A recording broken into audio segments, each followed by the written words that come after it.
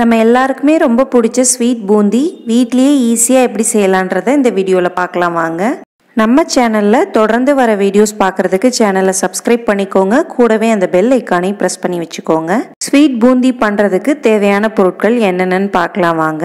1 cup கடலை மாவு, 1 table spoon அரிசி மாவு, 1 சிட்டிகை சோடா உப்பு, 1 கப் சுகர், 1 டேபிள் ஸ்பூன் நெய், 5 முந்திரி பருப்பை சின்ன சின்னதா உடைச்சு வச்சுக்கோங்க.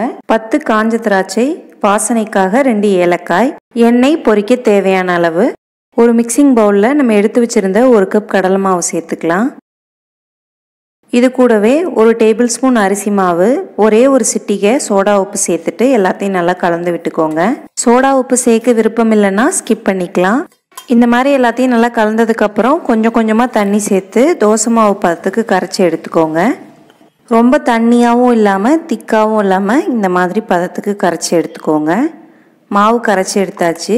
இப்போ எண்ணெயில் பொரிச்சு எடுத்துக்கலாம். வாணலியில் எண்ணெய் சேர்த்துட்டு எண்ணெய் நல்லா சூடானதுக்கப்புறம் இந்த மாதிரி ஒரு ஜல்லிக்கரண்டியில் கொஞ்சமாக மாவு சேர்த்துட்டு பொறுமையாக இந்த மாதிரி தேய்ச்சி விட்டுக்கோங்க. ரொம்ப வேகமாக தேய்க்க தேவையில்லை. இந்த மாதிரி பொறுமையாக தேய்ச்சி விட்டிங்கன்னா பூந்தியெல்லாம் நல்லா முத்து முத்தாக வந்து கிடைக்கும். எண்ணெயோட சூடு ரொம்ப முக்கியம். எண்ணெய் சூடு ரொம்ப கம்மியாக இருந்துச்சுன்னா மாவு எல்லாம் அடியில் போய் அப்படியே தங்கிரும். அப்புறம் பூந்தி எல்லாம் ஒன்னோட ஒன்று ஒட்டிக்கும். அதனால எண்ணெய் நல்லா சூடானதுக்கப்புறம் பூந்தி செய்ய ஆரம்பிங்க. இந்த மாதிரி நல்லா முத்து முத்தாக பூந்தி கிடைக்கும். பூந்தி பொரிஞ்சு வர்றதுக்கு ரொம்ப நேரம் ஆகாது. எண்ணெயில் சேர்த்து கொஞ்ச நேரத்திலேயே பொரிஞ்சு வந்துடும். கரண்டி வச்சு இந்த மாதிரி நல்லா கலந்து விட்டுக்கோங்க. நுரையெல்லாம் அடங்கினதுக்கப்புறம் எண்ணெயை வடிச்சிட்டு வெளியில் எடுத்துக்கலாம். ரொம்ப நேரம் எண்ணெயில் போட்டு பொரிச்சிங்கன்னா பூந்தியோட கலரே சேஞ்ச் ஆயிரும். அதனால நுரையெல்லாம் அடங்கினதுக்கப்புறம் வெளியில் எடுத்துருங்க. இதே மாதிரியே நம்ம ரெடி பண்ணி வச்சிருக்க எல்லா மாவையும் பூந்தி செஞ்சு எடுத்துக்கலாம். பூந்தி செய்கிற கரண்டி இருந்தால் அதில் செஞ்சுக்கோங்க. அது இன்னும் வசதியாக இருக்கும். இதே மாதிரியே எல்லா பூந்தியையும் பொரிச்சு எடுத்துட்டு அடுத்ததாக சர்க்கரை பாகு ரெடி பண்ணிக்கலாம்.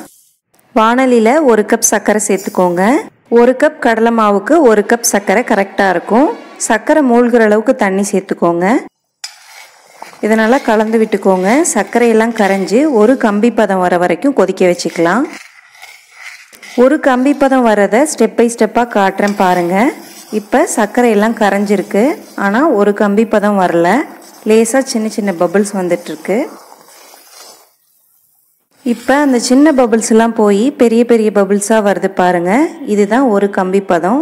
இப்போ இது கூட 1 டேபிள் ஸ்பூன் ஏலக்காய் தூள் சேர்த்துட்டு நம்ம பொரிச்சு வச்சிருந்த பூந்தி எல்லாத்தையும் சேர்த்துக்கலாம்.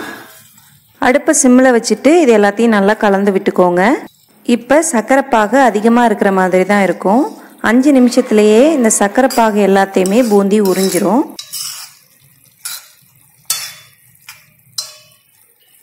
பூந்தி எல்லாத்தையும் இந்த மாதிரி நல்லா கலந்து விட்டுட்டு அடுப்பை ஆஃப் பண்ணிடுங்க.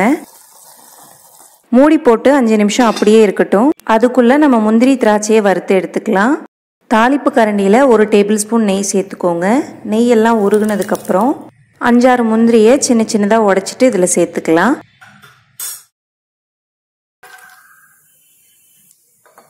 முந்திரி நல்லா பொன்னிறமாக செவந்ததுக்கப்புறம் காஞ்ச திராட்சை சேர்த்துக்கலாம்.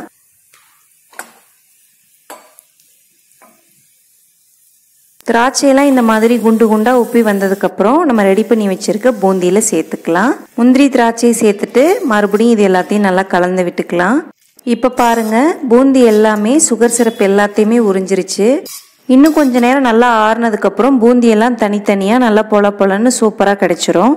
டேஸ்டியான இந்த ஸ்வீட் பூந்தியை நீங்களும் உங்கள் வீட்டில் செஞ்சு பாருங்க. எப்படி இருந்துச்சுன்னு கமெண்ட் செக்ஷனில் சொல்லுங்கள். இந்த வீடியோ பிடிச்சிருந்தா லைக் பண்ணுங்க. உங்கள் ஃப்ரெண்ட்ஸ் அண்ட் ஃபேமிலிக்கு ஷேர் பண்ணுங்க. மறக்காம காமாட்சி சமையல் சேனலை சப்ஸ்கிரைப் பண்ணிக்கோங்க. கூடவே அந்த பெல் ஐகானையும் ப்ரெஸ் பண்ணி வச்சுக்கோங்க. அப்பதான் எல்லா வீடியோஸும் உங்களுக்கு நோட்டிஃபிகேஷனாக வரும். மீண்டும் இதே மாதிரி ஒரு சூப்பரான வீடியோவில் சந்திக்கலாம். நன்றி.